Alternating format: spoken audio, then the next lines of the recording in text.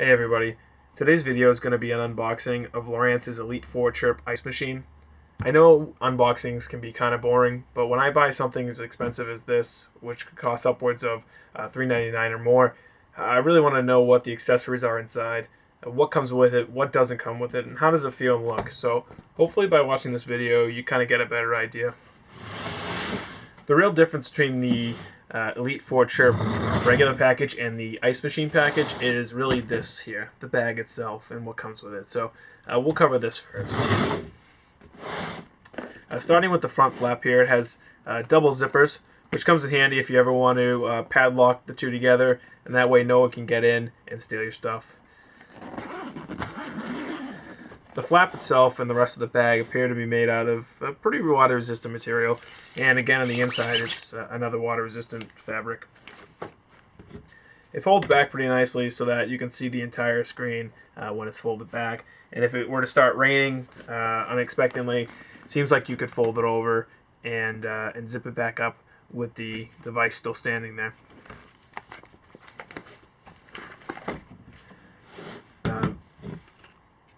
The device itself comes on a mount, which you can detach, and then you can put on this here. With the 4 screws find their way into the pre-drilled holes. And the mount can stay on the lower level, but it can also be moved up to the upper level, which I personally prefer the lower level because when it's on the upper level, the device is that much higher, and there's all the space that you really can't do much with. So I would suggest leaving it on the lower level. On the mount plate itself, there's 2 rectangles with raised edges that you can probably put some small terminal tackle just to keep handy if you need it. Also, same with the front here. You can put some stuff there just for quick storage. Additional storage includes these 2 Plano tackle boxes. They have 2 smaller compartments on either side and 3 longer ones for some lures. So that's nice to have. That way you don't have to bring out your entire tackle box. In the back here you can see the battery, but we'll get back to that when we turn it around. On both sides you have these pockets, and they're pretty deep. You can fit my entire hand in them. They also have some plastic netting on the other sides for maybe just a water bottle or something you want to keep dry and let it dry out. On the back side here we also have another flap. This one includes a quick access pocket, which could be used for your grips or your pliers or any other tools. This unzips to kind of reveal the battery for access to the battery. This one here, if I can get it out, it's pretty heavy, obviously, and it's a 12 volt 7 amp hour battery.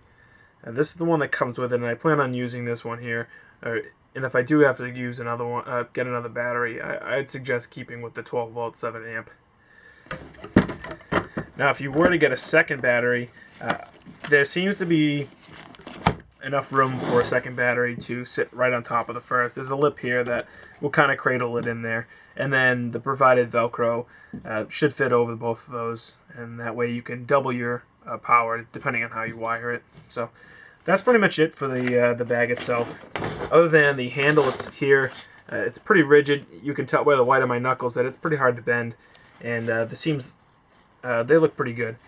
And also on the bottom, it has some hard plastic grips that seem like they would work pretty well on the ice in gripping snow and ice. So that way it's not sliding around, and it's a little off the ground, not getting wet. The next thing we'll cover are the accessories that come with this. We have the float for the transducer, the transducer itself, which is actually pretty heavy, and the line that comes with it is about 6 feet long. So that's pretty long. I don't think you'll ever need any more than 6 feet, depending on how deep you're putting in the ice or how far away you're putting the device from the ice. You might want longer, but you just cord it up, and there's plenty of room in that bag for it to sit.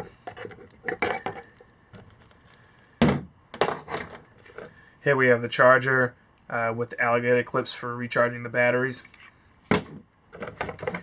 Here's the power cord with the twist lock prongs. So once that's in there, it's pretty much staying in there, and it makes it a little more waterproof if water were to ever splash up on the device. Here we have some plugs for those additional mounts. I know Lowrance sells some accessories that go in here, like cup holders and other stupid stuff. So you can put that in there and mount other stuff, maybe across this. I don't know if you'd ever need to, but I might leave that out.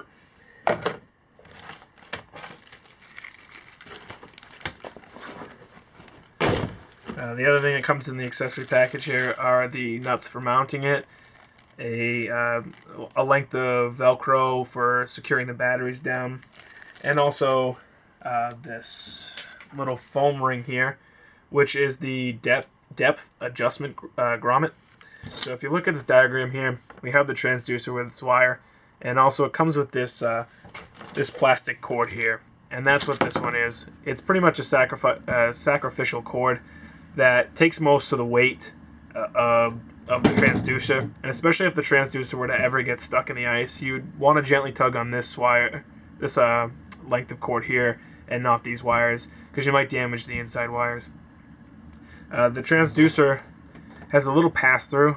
You can see right through it, and that's where that cord goes through. You tie your knot off, and then you put your float on and your grommet.